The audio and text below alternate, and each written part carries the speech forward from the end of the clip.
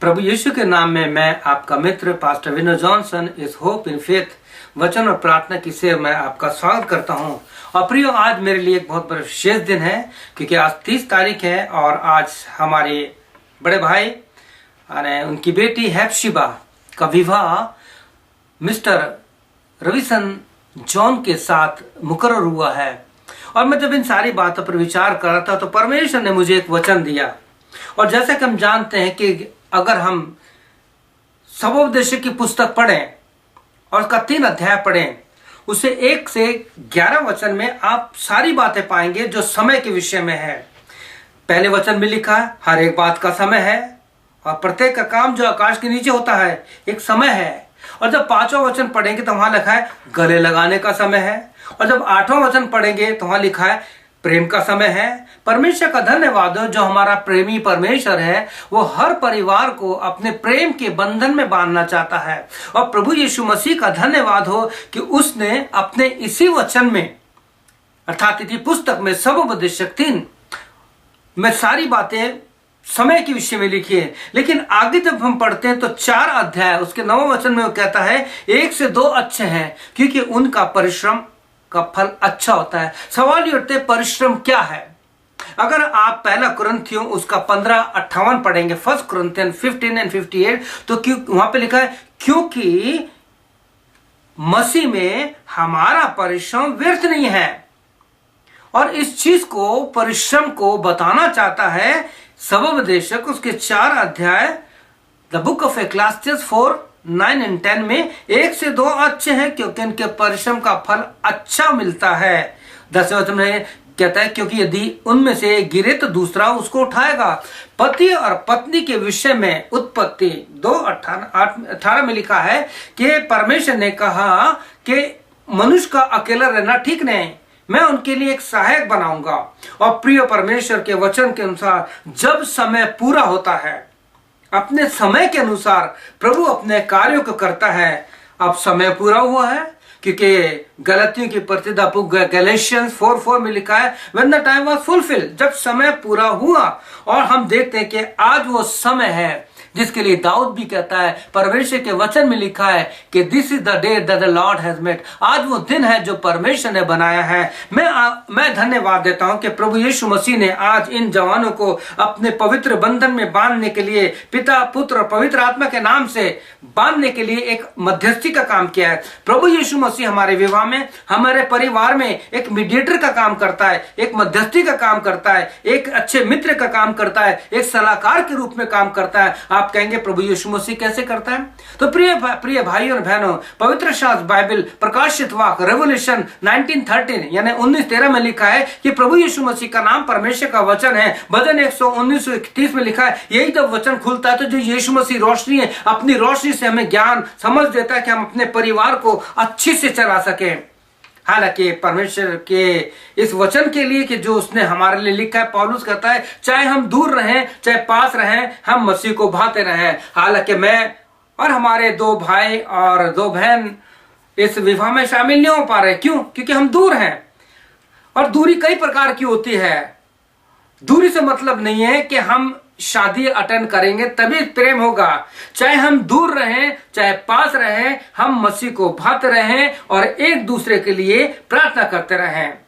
मैं बराबर प्रार्थना कर रहा हूं, हालांकि हम बहुत दूर हैं, लेकिन दूरी के बाद भी हम प्रार्थना ये कर रहे हैं कि प्रभु यीशु मसीह, मैंने आज सुबह भी यही प्रार्थना की और बराबर कर रहा प्रभु यीशु मसीह कि लोग कार्ड पर बड़े बड़े वचन प्रिंट करते हैं और इस खुशी में जो प्रिंट किया है, जो परमेश्वर का वचन है जिसका नाम यीशु मसीह है, उसको बुलाना भूल जाते हैं। और मैंने यही प्रार्थना की कि प्रभु बेशक से ये लोग अपनी खुशी में, नाच गाने में और सारी बातों में तुझे भूल गए, लेकिन मैं तेरा सेवक होने के नाते इस विवाह में तुझे आमंत्रित करता हूं। हालांकि हम 3 भाई और 2 बहन बहुत दूर हैं, अलग अलग माध्यम से दूर हैं, लेकिन प्रभु तू अपनी उपस्थिति वहां देना। प्रिय भाई और बहनों, परमेश्वर का धन्यवाद हो कि परमेश्वर ने अपने वचन में बहुत कुछ रखा है।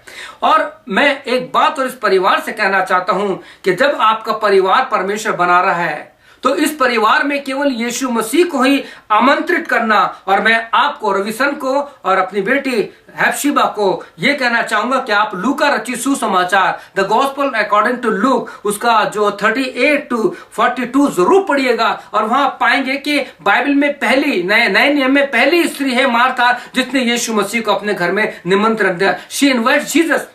आपको अपने घर में, नए घर में, जब प्रभु आपका घर बना रहा है, घर ये मट्टी का, गारे मट्टी का, या हम बिल्डिंग बनाते हैं, this is not called house, ये घर नहीं है। घर पति पत्नी से बनता है। जब परमेश्वर आपके घर को बना रहा है तो मेरी आपसे विनती है कि आप अपने घर में सबसे पहले, अपने जीवन को शुरू करने से पहले प्रभु यीशु मसीह को अपने घर में निमंत्रण देना। अपने घर में संसारिक लोगों को कभी मत घुसने देता। संसारिक का मतलब होता है जो शराब पीते हैं और बीड़ी पीते हैं, दुनिया की बातें करते हैं और संसार से खुले में, जैसे याकूब 4:4 में लिखा है, क्या तुम नहीं जानते संसार से मित्रता करना परमेश्वर से मित्र बैर करना है। और जैसे कि आप जानते हैं परमेश्वर के वचन रोमियो 12:2 में साफ लिखा है कि इस संसार के जैसे मत बनो। मेरे बेटे रविसन और बेटी हेप्शिबा, मैं आपसे, आपका प्रभु में धन्यवाद देता हूं कि प्रभु ने आपके घर को बनाया। और एक सेवक होने के नाते मैं आपसे यही विनती करता हूं, अपने घर में अगर शांति चाहते हो तो संसार के लोगों को कभी मत घुसने देना। क्योंकि यहूदा की पत्री पढ़ेंगे आप, जो प्रकाशित वाक्य से पहले वहां लिखा है कि बहुत लोग चुपके से घुस आते हैं। आप जानते हैं एक बड़ा टाइटैनिक जहाज एक ऐसी चट्टान से जो दिखाई नहीं दे रहा था, छिन्न भिन्न हो गया, खत्म हो गया। परिवार ऐसे टूटते हैं जब संसार के लोग उनके साथ घर में घुसते हैं, शैतान की बातें, तो परिवार खत्म हो जाता है। तो इसलिए मैं आपसे एक बात और कहना चाहता हूं, मेरे बच्चों, आप इब्रानियों 12 अध्याय उसका 1 और 2 जब पढ़ेंगे तो वहां आपके लिए ये संदेश है कि जबकि गवाहों का बादल ने आपको घेर रखा है। आपने चर्च हिस्ट्री पढ़ी है, आपने विश्वासियों को देखा है किस प्रकार से उन विश्वासियों को मारा गया।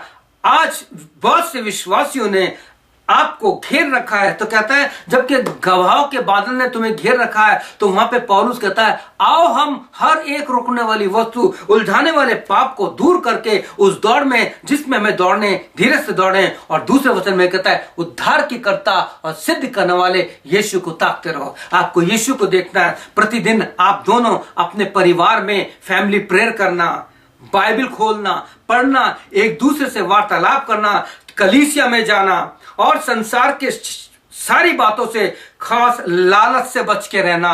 बाइबल कहती है लोभ को जो मूर्ति पूजा के समान है, ना किसी बिल्डिंग में, ना किसी पैसे में। व्यक्तिगत मेरा और मेरी पत्नी का अनुभव है, हमने यीशु को छोड़ किसी को नहीं देखा। हम इस प्रदेश में भी हैं, धन्यवाद हो कि प्रभु यीशु मसीह ने हमें वो सब कुछ दिया है जो एक मनुष्य के लिए जरूरी है।